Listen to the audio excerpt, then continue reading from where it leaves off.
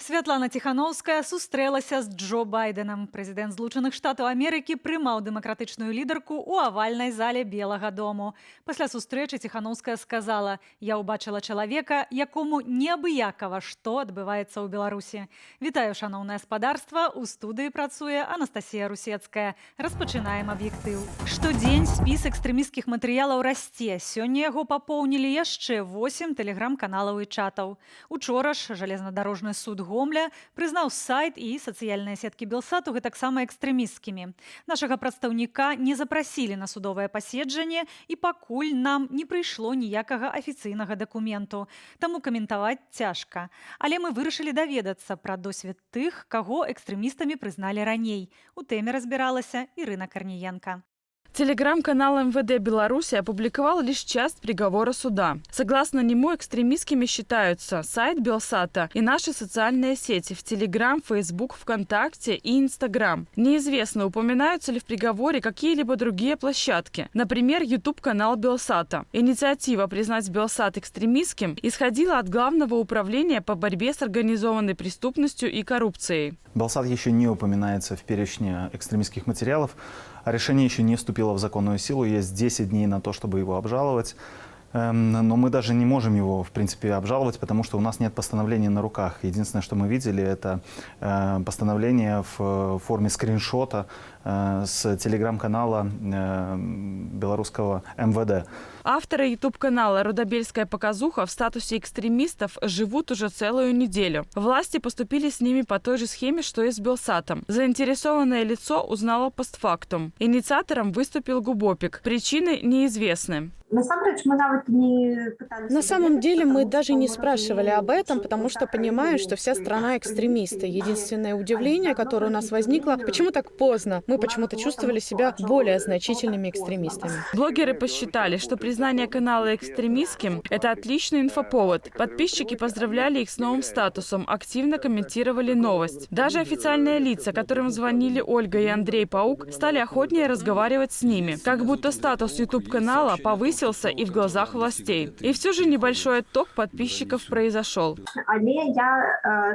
Я предпочитаю смотреть не на количество подписчиков, а на то, как меняется количество просмотров, потому что вам не нужно подписываться на канал, чтобы использовать информацию. И наши рейтинги не упали. Все нормально, и мы с пониманием относимся к тому, что люди отписываются. Это нормально. По мнению юриста Белорусской ассоциации журналистов Олега Агеева, признание экстремистским всего ресурса на основании нескольких публикаций – это нарушение конституционного права на свободу слова. В соответствии с белорусским национальным законодательством. В соответствии с национальным законодательством Беларуси власти приняли решение, но оно противоречит правовым нормам, регулирующим право на свободу выражения мнения и право на распространение информации. В Беларуси любого человека могут привлечь к ответственности за распространение информации, признанной экстремистской. Более того, даже старые репосты будут считаться нарушением белорусского законодательства, поскольку они видны сегодня, когда решение суда уже вынесено. Ответственность предусмотрена статьей 19.11 Кодекса об административных правонарушениях. Наказание – штраф, общественные работы или арест.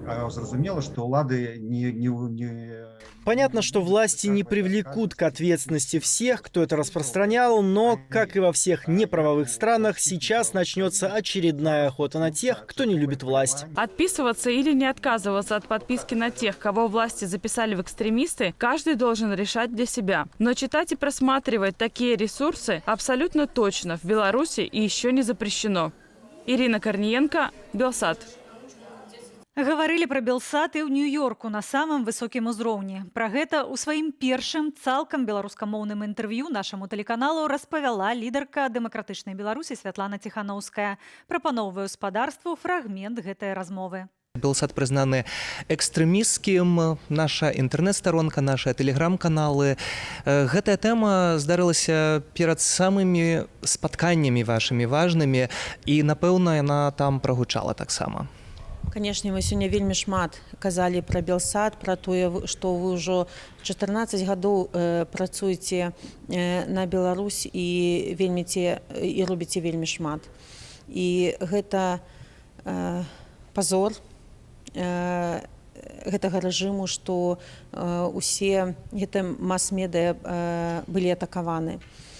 Але ж ведаеце, журналісты Белсату, выдатныя людзі, вельмі шмат з вашых журналістаў зараз за кратамі, і вельмі важна працягваць тую работу, што вы робіце. Гэта таксама шок тут і ў Нью-Йорку, калі мы расказвалі, што столькі мас-медыя былі разрушаны у Беларусі, бо заўжды нават у краінах, дзе ідуць войны, журналісты недатыкальныя, але толькі не ў нашай краіне, бо гэта стратэгія рэжыму зруйнаваць усё, што было пастроена, усё, што можа расказваць аб падзеях у Беларусі. Але вы ведаеце, мне здаецца, што сёння кожны чалавек у Беларусі па-свойму журналіст. Бо калі журналісты не маюць магчымасці здабываць інфармацыю, то простыя людзі перасылаюць відэа ці дакументы, ці расказваюць пра тое, што адбываецца, дасылаюць вам, дасылаюць у іншыя тэлеграм-каналы, ютуб-каналы, каб Беларусь гучала. Гэта, безумоўна, тут адразу ключ такі цэнтр, гэта Арганізацыя Аб'яднаных Нацыяў. І не выпадкова вы прыехалі сюды, бо панядзелак і аўторак гэта дні, калі адбыліся вельмі важныя сустрэчы, калі гляджу на ваш каляндар. Пра што ішла размова з прадстаўнікамі ААН? Гэта вельмі важна, каб усе краіны мелі свежую інфармацыю пра Беларусь, каб распаўсюджвалі яе ў сваіх краінах. І больш таго, мы тут сустракаліся з амбасадорамі тых краінаў, якія вельмі далёка ад нас, як Японія, Южная Карэя, Аўстралія, бо мы шукаем сяброў па ўсім свеце. Мы павінны зруйнаваць гэтую парадыгму, што ў Беларусі барацьба паміж Западам і Ўсходам. І мы тут будуем кантакты. Мы тут дзеля таго, каб размаўляць не толькі аб рэвалюцыі, падзеях цяперашніх, але таксама пра будучыню.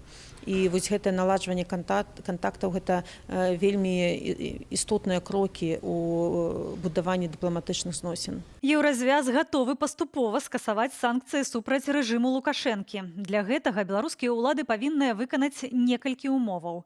Калі ж ціск рэжыму не аслабне, Еўрарада гатовая пайсці на новыя абмежаванні. Пра якія умовы дакладна ідзе гаворка і чаго Еўропа чакае ад Лукашэнкі? Матэрыял Надзеі Бельскай. Еўразвяз дапускае скасаванне санкцыяў супраць рэжыму Лукашэнкі, заявіў у інтэрв'ю парталу «Зеркала» сагнаны з Беларусі амбасадар Еўразвязу Дырк Шубель.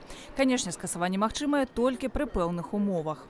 Калі мы ўбачым перамены з беларускага боку, сур'ёзныя крокі насустрач свайму народу, вызваленне палітычных вязняў, спыненне парушэння правоў чалавека, наладжванне дыялогу з дэмакратычнай апазіцыяй і грамадскай супольнасцю, то мы будзем гатовыя паступова касаваць дзейныя абмежаванні. За ўзмацненне санкцыяў выступае і намеснік міністра замежных справаў Польшчы Марцін Пшыдач. Я лічу, што толькі шляхам палітычнага ціску і ўвядзення палітыкі санкцыяў мы зможам паспрыяць нейкаму процвяражэнню ў Менску. Безумоўна, мы працягваем весці такую палітыку. Аднак насамрэч ключавое ў гэтым выпадку поўнае процвяражэнне Менску і аналіз, ці сапраўды ім выгадна бяспраўна трымаць людзей. Бо такім чынам свае пазіцыі губляе не толькі беларускі істэблішмент, але і бізнес, які падтрымліваецца Александром Лукашенко. Спадары ў Менску. Цяпер самы час прааналізаваць сітуацыю.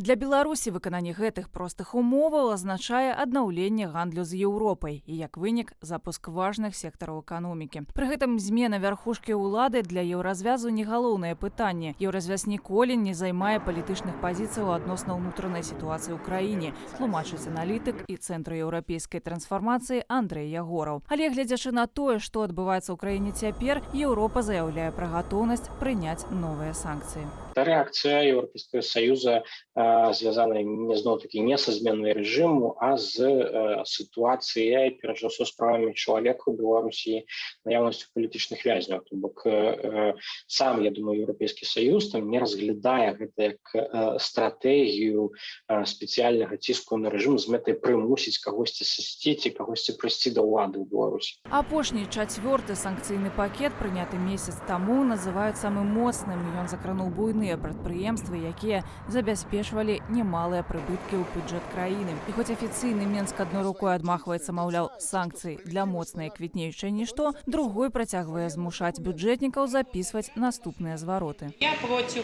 4-го пакета санкций. Я за труд, за мирный покой Беларуси. Мы за Беларусь. Мы против санкций. Мы за Беларусь. Мы против санкций. Акрамя відэазваротаў падняволеных бюджэтнікаў рэагуе на еўрапейскія санкцыі афіцыйны Менск і міграцыйнай вайной супраць Літвы і зачысткай грамадзянскай супольнасці. А таксама запэўнівае, што найперш ад эканамічнага бізуна еўразвязу терпяць простыя грамадзяне. А вось у камандзе Святланы Ціханаўскай запэўніваюць у адваротным. Заходнія краіны хочуць і гатовыя дапамагчы беларусам. У прыватнасці гаворка пра распрацаваны план дапамогі нашай краіне пасля дэмакратычных зменаў, а таксама пра запланаванае фінансавае падтрыманне, амаль у 10 разоў большая за апошні пуцінскі крэдыт для Лукашэнкі.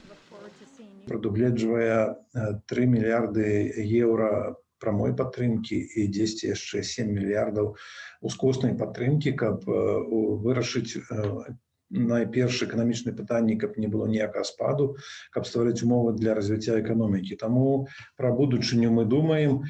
І думаю, што ўсё ж барацьба новага са старым заўсёды прыводзіла да перамогі новага. Другі дакумент – гэта акт аб рэабілітацыі. Ён прадугледжвае кампенсацыю штрафаў, звальнення з працы, турэмныя судні і тэрміны. І хоць, як лічыць Александр Дабравольскі, вырашыць сітуацыю могуць толькі самі беларусы, пэўнай падтрымкай будучая краіна ўжо забяспечаная. Надзея Бельская, Белсат. Марыю Калеснікаву і Максіма Знака пачнуць судзіць 4 жніўня. Адпаведную пастанову атрымалі іхныя адвакаты. Крымінальную справу будзе разглядаць Менскі абласны суд у закрытым рэжыме. Сваякі і журналісты на працэс трапіць не змогуць. Калеснікаву і Знака абвінавачваюць у закліках да дзеянняў супраць нацыянальнай бяспекі, змове з мэтай захопу дзяржаўнай улады неканстытуцыйным шляхам і ў стварэнні экстрэмісцкага фармавання і кіраўніцтве ім. Те обвинения, которые предъявлены Марии, Максиму, мы же до сих пор не знаем подробности, что конкретно вменяется, какие именно их действия, какие их высказывания могут быть угрозой национальной безопасности, да, какие их действия расцениваются как заговор с целью захвата власти. В чем он выражался, когда это случилось, какие вообще там были, кто участники. И это, конечно, говорит о том, что власти боятся, да, не хотят публичить эту информацию. И прежде всего это говорит о том, что мы не можем рассчитывать на справедливый суд. Да, мы не можем доверять такому суду и решению, которое будет принято. Марыю Калеснікаву, кіраўніцу штабу кандыдата на прэзідэнцтва Віктара Бабарыкі, затрымалі 7 верасня 2020 года ў цэнтры Менску. На наступны дзень яе і 2 прадстаўнікоў каардынацыйнай рады Антона Раднянкова і Івана Краўцова гвалтоўна вывезлі ва ўкраіну. Аднак выправадзіць Калеснікаву з Беларусі не ўдалося. На мяжы яна парвала свой пашпарт і засталася ў Беларусі. Юрыста штабу Віктара Бабарыкі і Максіма Знака затрымалі 9 верасня. Абаім пагражае да 12 гадоў пазбаўлення волі. Праваабаронцы прызналі іх палітзняволенымі. На мяжы Азербайджану і Арменіі зноў неспакойна. Міністэрства абароны Арменіі паведаміла пра 3 загінулых і 2 параненых вайскоўцаў у новых баях на армянска-азербайджанскай мяжы. Азербайджан заяўляе пра 2 параненых са свайго боку. Падрабязней у аглядзе навінаў замежжа ад Уладзіміра Старыковіча. Сёння раніцай Міністэрства абароны Арменіі заявіла, што каля 4 гадзіны мясцовага часу злучэнні ўзброеных сілаў Азербайджану справакавалі парушэнне рэжыму спынення агню на паўночна-ўсходнім участку армянска-азербайджанскай мяжы. Міністэрства абароны Азербайджану чакана абвінаваціла армянскі бок у эскалацыі канфлікту, заявіўшы, што армянскія вайсковыя падраздзяленні пасля поўначы адкрылі агонь па пазіцыях азербайджанскіх войскаў у раёне Кельберджеру. Лакальныя баі паміж бакамі трывалі ўсю раніцу. Сутыкненні адбыліся напярэдадні армянска-азербайджанскіх перамоваў, якія мусяць прайсці пры пасярэдніцтве Масквы. свет бліжэйшымі дзесяцігоддзямі можа сутыкнуцца з новымі рэкордамі спякотнага надвор'я. Анамальная гарачыня, выкліканая хуткімі тэмпамі глобальнага пацяплення. Такі вывад зрабілі навукоўцы швейцарскай вышэйшай тэхнічнай школы Цюрыху. Даследчыкі таксама прадказваюць новыя прыродныя катаклізмы цягам наступнага стагоддзя. Перыяды анамальнай спякоты, як, напрыклад, у Еўропе ў 2003 годзе, у Расіі ў 2010 ці цяпер у ЗША і Канадзе будуць узнікаць усё часцей. Паводле навукоўцаў, праз парніковыя газы клімат паводзіць сябе як спартовец на стэроідах, пастаянна павялічваючы частату тэмпературных рэкордаў. Пры гэтым новы рэкорд можа значна пераўзыходзіць папярэдні, як у Канадзе, дзе тэмпература скокнула да 45 градусаў адразу на 4,6 градуса вышэй за мінулы топавы паказнік. Адзіным ратаваннем адмыслоўцы называюць хуткае і значнае скарачэнне выкіду вуглякіслага газу.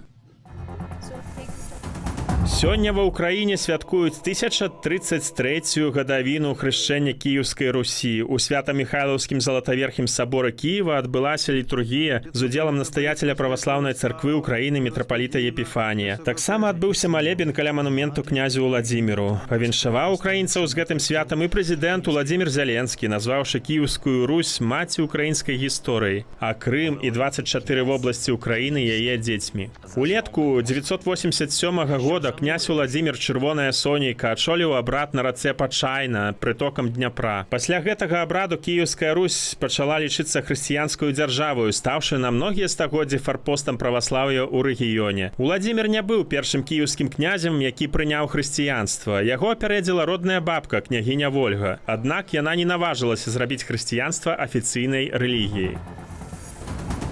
Канадскія навукоўцы зрабілі мабільны дадатак Тэйблі, які з дапамогай штучнага інтэлекту вызначае самаадчуванне катоў. Штучны інтэлект сочыць за рухамі вачэй, становішчам галавы, нахілам вушэй, напругаю мускулаў пысы і вусамі для вызначэння стану здароўя каціных. Распрацоўнікі стажавалі штучны інтэлект на паводзінах рэальных катоў у ветэрынарнай клініцы. Паводле доктара Ліс Руэл, мабільны дадатак дапаможа маладым ветэрынарам лепш і хутчэй разумець сваіх пацыентаў, а ўладальнікам сваіх гадаванцаў. І вось так другой закапваеш, малайчынка, закапала ўсё. Уладзімір Старыковіч, Белсад. Канцэрты, сустрэча дыяспары, пачастункі. Гэтак у Кіеве ды Вільні напярэдадні адзначылі гадавіну з дня падпісання дэкларацыі аб дзяржаўным суверэнітэце БССР, якая стала першым крокам да аднаўлення незалежнасці нашай краіны. Я памятаю, калі гэты дзень быў днём незалежнасці, гэта было свята. Спадзяюся, што гэтая дата зойме сваё месца ў гісторыі Беларусі.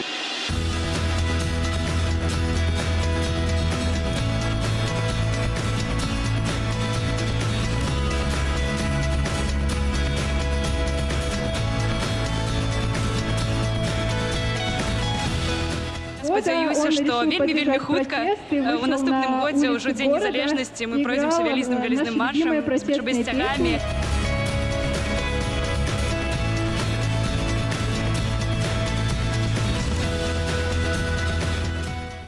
Было такое воодушевление, что кончился этот, наконец-то, совок, этот советский режим, который темнота, забитость. Впереди казалась свобода, и все будет хорошо. Но получилось так, как получилось. И мы опять оказались в начале этого пути. И будем бороться до конца.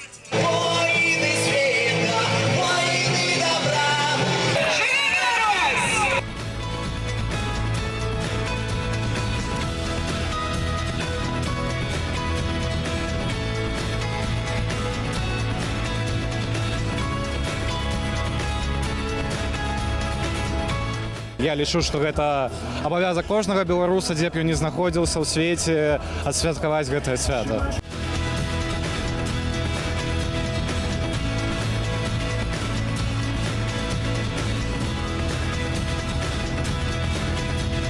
Верим, можем, переможем! Жыве Беларусь! Жыве Беларусь! Жыве Беларусь! І гэта ўсе навіны ў сённяшнім выданні аб'ектыву. Больш цікавай інфармацыі знойдзеце на нашым сайце, у тэлеграм-канале і сацыяльных сетках Белсату. Чытаць іх бяспечна, нягледзячы на статус экстрэмісцкіх. Адказнасць можа пагражаць толькі за рэпост ці захоўванне матэрыялаў. У студыі працавала Анастасія Русецкая. Да сустрэчы.